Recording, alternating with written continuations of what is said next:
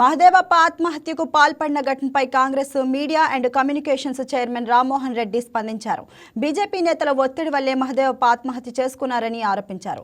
మహదేవప్ప ఆత్మహత్యకు రామచందర్ రెడ్డి, డీకే అరుణ బాధ్యత వహించాలి అన్నారు.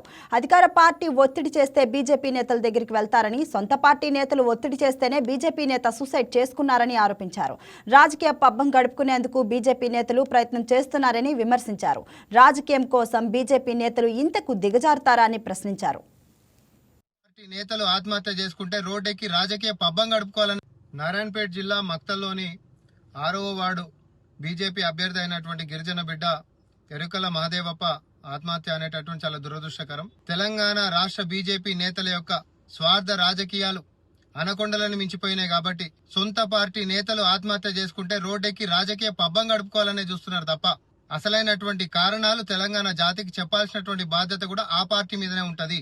ఎందుకంటే ఎప్పుడైనా ప్రతిపక్ష పార్టీల పైన అధికార పార్టీ గిట్ట ఒత్తిడి చేస్తే స్వపక్షానికి చెప్పి రోడ్డెక్కి నిరసనలు చేసేటటువంటి రాజకీయం మనం చూస్తాం. స్వపక్ష పార్టీ నేతలే ఒత్తిడి చేసినప్పుడు బయటికి చెప్పుకోలేక ఆత్మహత్యలు చేసుకునేటటువంటి సందర్భాలు మరి వస్తాయి.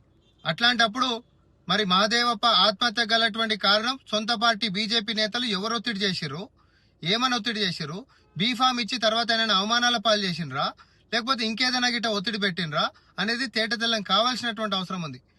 అయితే వారి యొక్క నేరం బయటికి రాకుండా ముంగటిని అధికార పార్టీ మీద బట్టగాల్చి మీద వేసేసి పబ్బం గడుపుకుందామని చూస్తున్నట్టున్నారు. కానీ అది అట్లా కుదరదు.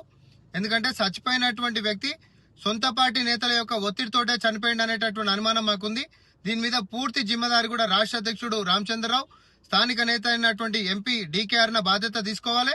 ఆయన గలటువంటి కారణము మీ పార్టీ చేసినటువంటి ఒత్తిడి ఏందో బయటికి చెప్పాలని చెప్పి మేము demand. Please subscribe to YK TV Network. Please subscribe to YK TV. Please watch YK News. Don't forget to subscribe YK News channel.